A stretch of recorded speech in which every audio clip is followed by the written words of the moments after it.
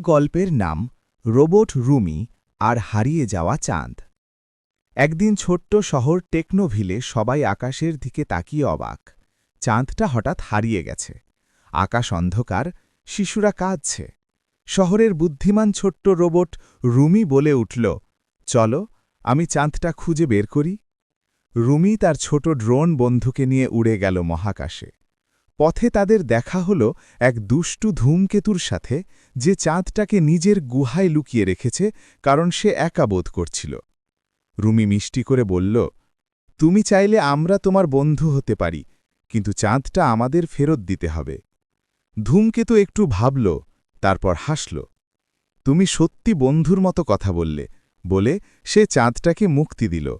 রুমি আর তার ড্রোন বন্ধু চাঁদটাকে আবার আকাশে বসিয়ে দিল। সারা শহর আনন্দে উল্লাস করল, শিশুরা হাততালি দিল। আকাশে ঝলমল করল চাঁদ, আর পাশে দাঁড়িয়ে রুমি মৃদুস্বরে বলল, বন্ধুত্বই পৃথিবী আর আকাশের আলো। শেষে দেখা যায় রুমি, ধূমকেতু আর শিশুরা একসাথে নাচছে, আকাশে ভাসছে ছোট্ট ছোট্ট আলোক বেলুন।